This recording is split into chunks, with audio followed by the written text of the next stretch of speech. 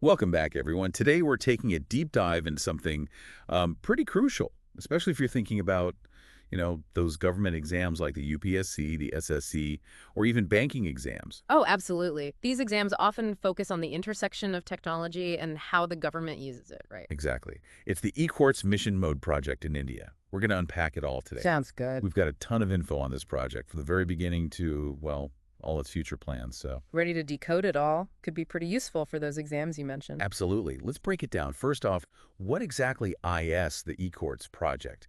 And why should our listeners, especially those aiming for government roles, why should they care? It's all about how the government's using tech to revamp the Indian judiciary, make it more efficient, more transparent, and accessible. It's actually a collaboration, between the Department of Justice and that e-committee of the Supreme Court. Okay, so collaboration's key. Yeah. But India's incredibly diverse, right? How do they make sure this project isn't a one-size-fits-all kind of deal? That's where the decentralized approach comes in. They tailor solutions to each region, meet their needs. Got it. So it's not just about throwing technology at the problem, it's about understanding the nuances of different regions and tailoring solutions. Smart. Exactly. This project's been around a while, hasn't it? Yeah, it has. It's evolved a lot over time. Evolved, meaning there were phases. I read that it was divided into 3 phases. Yes, 3 phases. Phase I was from 2011 to 2015. That was all about setting the foundation. Then came phase 2 that ran from 2015 to 2023. They built on that foundation and broadened the scope. And now we're in Phase 3. phase 3. That started in 2023 and runs until 2027. This phase is, well, a giant leap forward. So each phase has its own goals and achievements, obviously. Let's zoom in on phase 1. What were some of the highlights from that phase? Mm. I was pretty amazed by just how many courts they computerized in phase 1. It was impressive, yeah. Over 14,000 district and subordinate courts were computerized, and they installed LAN networks in almost all of them. Plus, they provided all the necessary hardware and software. They were really equipping these courts for this new digital age. But technology is only as good as the people who are using it, right? Yeah. What about the people? I mean, did they just expect everyone to adapt overnight? That's a good point, and they didn't. They trained over 14,000 judicial officers on a brand new operating system. Imagine that. Wow. It just shows their commitment to making sure everyone could handle this digital shift. Okay, so then what about phase 2? What happened in phase 2? So phase 2 was all about, building on those successes from phase I and expanding.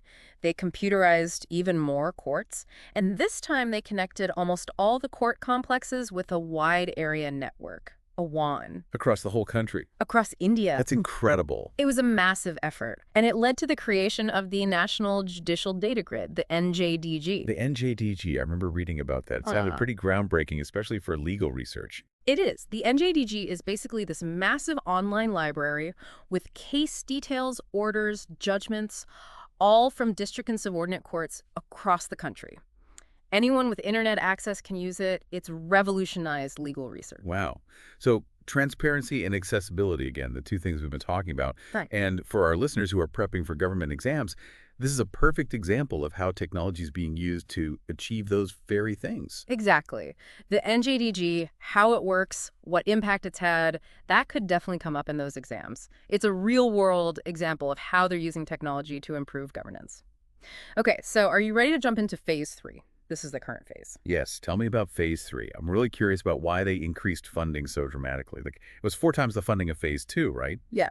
They're serious about this phase. They are. They're not just digitizing things anymore. They're fundamentally changing how the justice system works.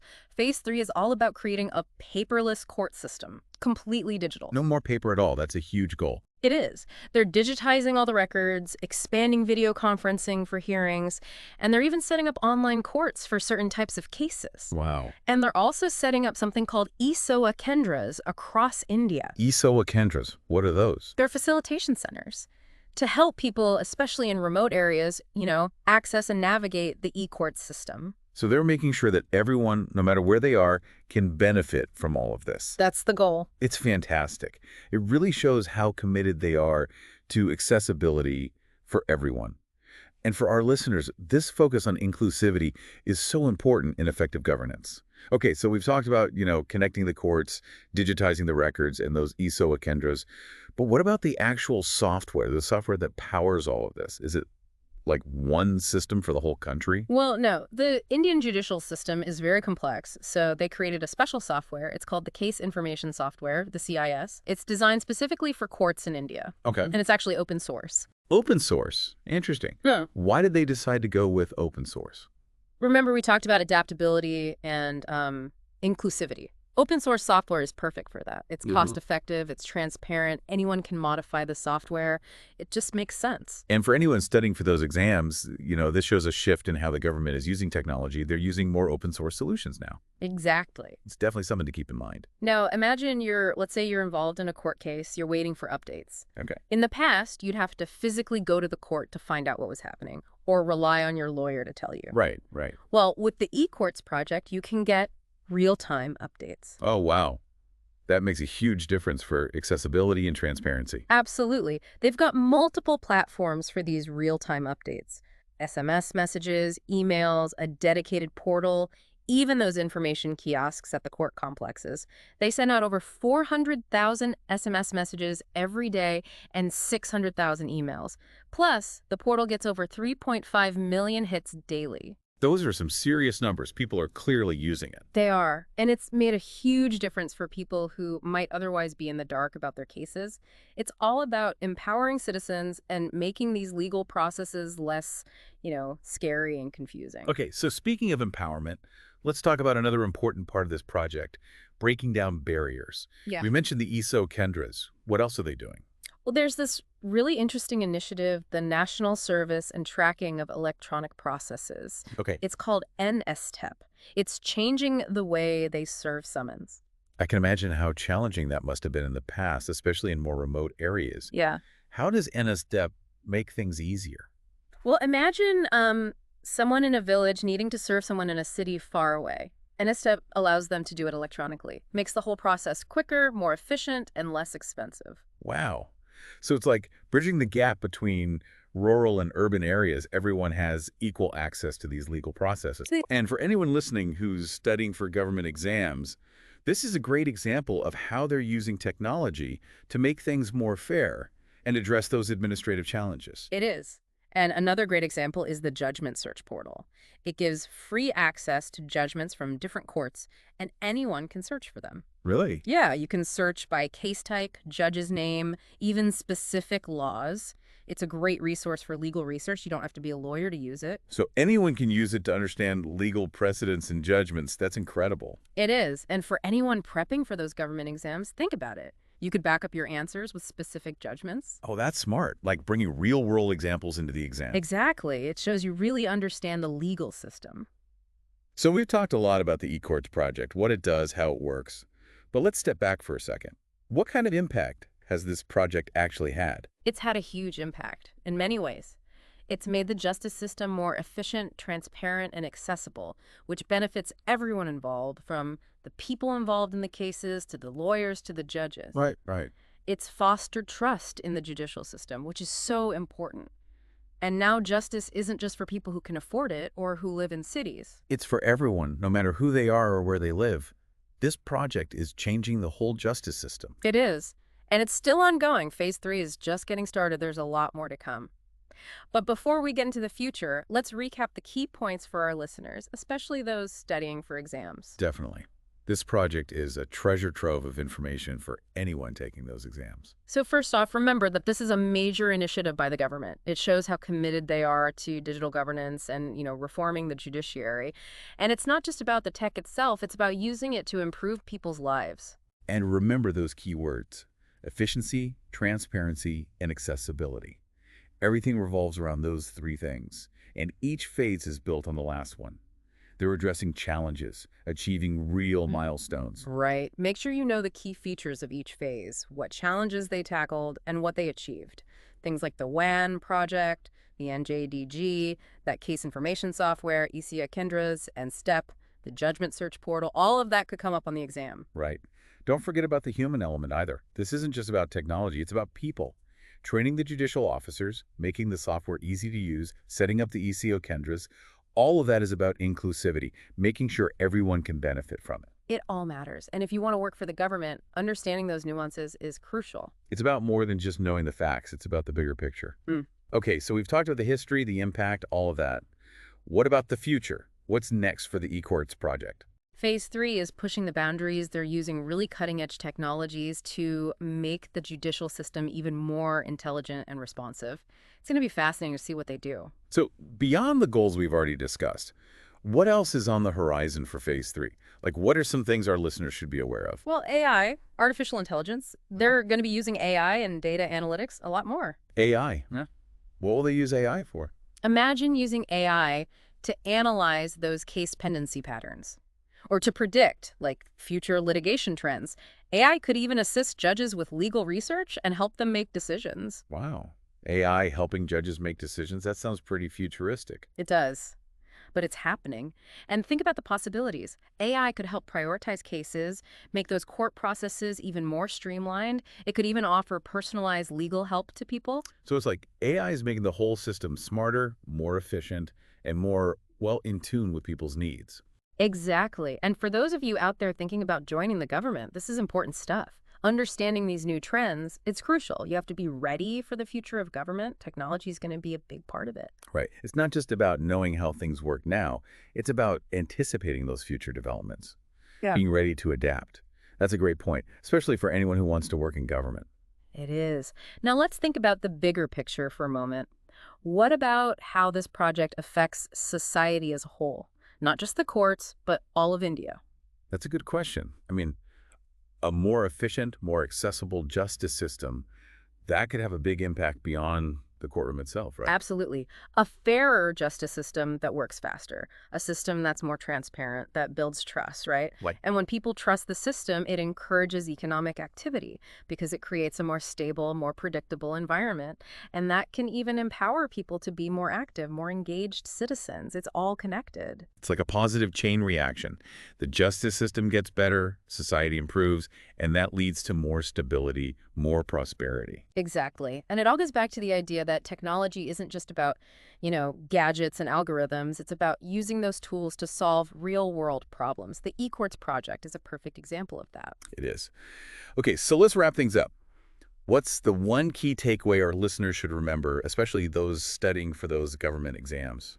Remember, the eCourts project is a prime example of how the government is using technology to change a very important system, making it better in all those ways we've discussed.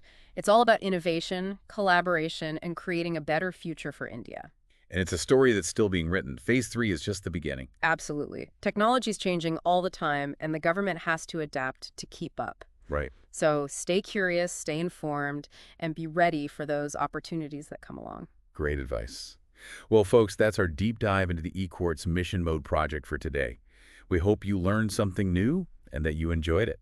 And if you're prepping for those exams, we hope this gave you some valuable information to study. It definitely did. Now, we want to hear from you. What did you think? What stood out to you? What questions do you have? Head over to our social media pages and tell us what you think. And if you like this deep dive, don't forget to subscribe and share it. We'll see you next time. Happy learning. Okay, so beyond the goals we've already talked about, what else is on the horizon?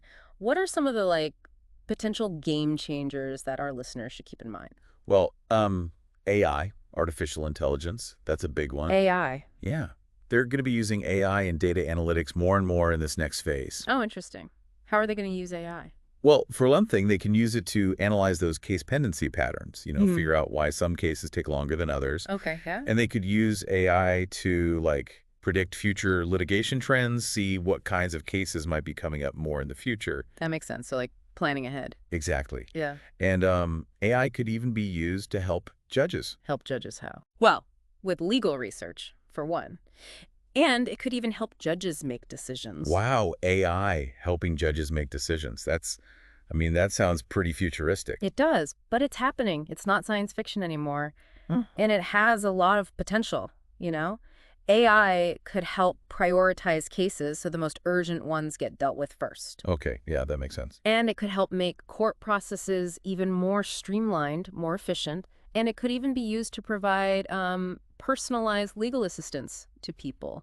So AI is making the whole system smarter, fairer, and just more in tune with what people actually need. Exactly. And for anyone out there thinking about a career in government, this is important stuff. Understanding these new trends is really, really important. It's about being prepared for the future. Right, right. The future of government technology is going to be a huge part of it. You have to understand it, be ready for it. It's not just about knowing what's happening now.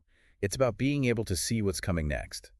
That's a great point, especially for those future government leaders out there. It is. Okay, so let's step back for a moment and think about like the bigger picture. Okay. How does this project affect society as a whole? Not just the courts, but India in general. Yeah, that's a good question. A more efficient and accessible justice system, that has to have an impact beyond the courts themselves, right? Absolutely. When you have a justice system that's fairer, that works faster, that's more transparent, people start to trust it more. Okay, yeah, trust is important. It is. And when people trust the system, it can actually encourage economic activity. How so? Well, it creates more stable environment. Businesses feel more secure, people are more willing to invest, things like that. And it can also empower people to become more active citizens because they feel like they have a voice, that the system is fair, it's all connected. Wow, it's like when the justice system improves, it sets off a chain reaction of positive changes throughout society. Exactly. It all comes back to the idea that technology isn't just about the gadgets or the software. It's about using those tools to solve real-world problems. The eCourts project is a perfect example of that. They're not just building a better system, they're building a better India. That's really inspiring. Yeah. Okay, so let's wrap this up. What's the one thing our listeners, especially those studying for those government exams, what's the one thing they should take away from all this? The eCourts project is a perfect example of how the government is using technology to make a really important system better, more efficient, fairer, more accessible. It's a story of innovation, collaboration, and it shows their commitment to building a better future for everyone in India. It's a blueprint for anyone who wants to understand how to use technology for good governance. And it's still evolving. Phase 3 is going to bring even more changes, more improvement. Exactly. Technology is moving so fast, and the government is adapting and keeping up with it. Right. It's a dynamic process. It is. So stay curious, keep learning, and be ready to seize those opportunities when they come along. Great advice. Well, folks, that wraps up our deep dive into the eCourts Mission Mode project. We hope you learned a lot and enjoyed it. Especially if you're prepping for those exams, we hope this was helpful for you. It definitely was. Now, we want to hear from you. What did you think? Did anything surprise you? What questions do you have? Head over to our social media and let us know. And as always, if you like this deep dive, please subscribe and share it with your friends. Spread the word. We'll see you next time. Happy learning.